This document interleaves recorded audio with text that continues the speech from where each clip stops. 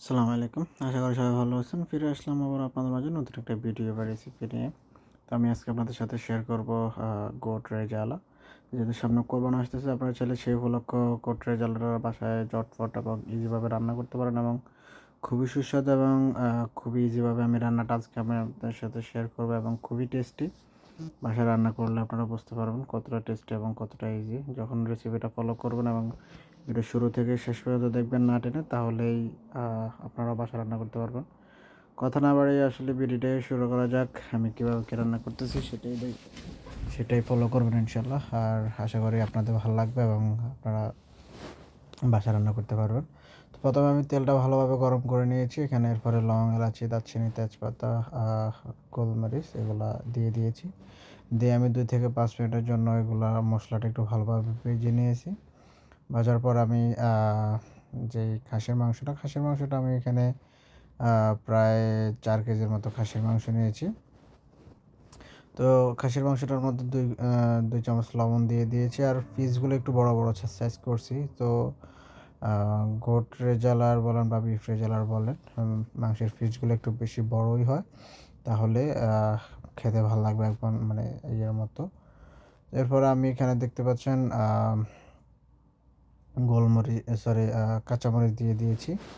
আর রসুন দিচ্ছি আমি 4 চামচ এবং আদা 3 চামচ রসুন দিচ্ছি আমি এখানে 3 চামচ, আর আদা দিচ্ছি 4 চামচ, আর দই দিয়ে দিচ্ছি আমি এখানে 2 স্পুন, আর বাদাম পেস্ট দিয়ে দিচ্ছি 2 চামচ। আমি এখানে একটু ঝালের জন্য আমি এখানে দিয়ে দিয়েছি কিছু শুকনো মরিচের গুঁড়া, আর কিছু অ্যাড করতেছি মিক্স সিজনিং। এটা আসলে ইউজ না করলেও আমার সমস্যা নাই, জাস্ট আমি একটু ফ্লেভারফুলের জন্য আমি ইউজ করছি। আর কাঁচা পেঁয়াজ যেহেতু ইউজ করব না এখানে এর জন্য, সো আমি পেঁয়াজ বেরেস্তা ইউজ করতেছি। তো আমার এদিক দিয়ে মাংসটা অনেকটুকু সিদ্ধ হয়ে গেছে। এরপর আমি এই জিনিসগুলা ইউজ করতেছি। মাংস প্রায় আধা ঘন্টা আমি এভাবে শুধু কোনো কিছু ছাড়াই আমি মাংসটা প্রথমে আধা ঘন্টার মতো কড়াইতে রাখছি। মাংসের যে পানিটা আসে প্রথমেই, ওই পানিটা দিয়েই আমি প্রায় আধা ঘন্টা সিদ্ধ করছি মাংসটা। এরপরে পানিটা একদম বাইর হয়ে গেলে তারপর আমি মশলাগুলো ইউজ করতেছি। তো এখানে আমি গোটরে জ্বালার মশলা ইউজ করছি 2 প্যাকেট। আর তেল আপনারা প্রথমে যেটা দিয়েছি ওইটা, এরপর আর তেল লাগবে না। আর এরপর একটু ফ্লেভারের জন্য আপনারা চাইলে একটু ঘি বা একটু বাটার ইউজ করতে পারেন, তাহলে ভালো একটা ফ্লেভার বা টেস্ট আসবে। এরপরে আমি এভাবে ঢাকনা দিয়ে আরও মোটামুটি আধা ঘন্টার মতো ওয়েট করার পর আমি শেষ মুহূর্তে দুধটা একটু গরম করছি। 5 মিনিট ওভেনে গরম করে তারপর আমি দুধটা দিয়ে দিয়েছি। অবশ্যই দুধটা গরম করে দেবেন, তাহলে যেই রান্নার যে একটা স্পিড সেটা ওইভাবেই থাকবে এবং টেস্টটাও ওরকমই থাকবে। কারণ দুধ যদি ঠান্ডা দেন তাহলে এটা ফ্লেভারটা বা ইয়েটা ডাউন হয়ে যাবে। সো চেষ্টা করবেন অবশ্যই দুধটা গরম করে দিতে। তো এরপরে যেহেতু এবার আমি আমার দুধ এবং পানিটা মোটামুটি অনেকটা উপরে উঠে গেছে, আমি এক্সট্রা কোনো আর পানি ইউজ করি না এখানে। আমার মাংসের থেকে যে পানিটা বাইর হয়েছে ওইটা এবং দুধ ওইটাই। সো এবার পানিটা কিছুটা শুকিয়ে আসলে আমি মাংসটা অফ করে দেব।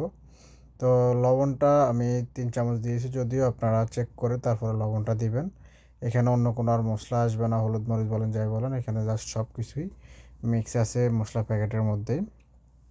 তো আমার দুধ দেওয়ার পর আমি আরও 15 থেকে 20 মিনিট রাখছি। এরপর পানিটা কিছু শুকিয়ে আসছে, আসার পরে আমার দেখতেই পাচ্ছেন কালারটা খুবই সুন্দর হয়েছে এবং টেস্টটাও খুবই সুন্দর হয়েছে। রান্না আমার ডান। আমার ফ্লেভারটা খুবই ভালো লাগছে। তো আশা করি সবাই এনজয় করবেন, রান্না করে খেতে পারবেন আর ভালো লাগবে। যেহেতু কোরবানি আসতেছে, অবশ্যই রেসিপিটা ট্রাই করে দেখবেন বাসায় একবার। সবাইকে ধন্যবাদ, ভালো থাকবেন। আবারও দেখা হবে ইনশাল্লাহ নতুন একটা ভিডিও বা রেসিপি নিয়ে আপনাদের সামনে। আমি একটু পেঁয়াজ বেরেস্তা দিয়ে দিচ্ছি উপর দিয়ে সুন্দর দেখার জন্য, এটা অন্য কিছু না। আর সাথে থাকবেন, পাশে থাকবেন, নতুন আরও ভিডিও পাবেন, রেসিপি পাবেন। ধন্যবাদ। আল্লাহ হাফেজ। আসসালামু আলাইকুম।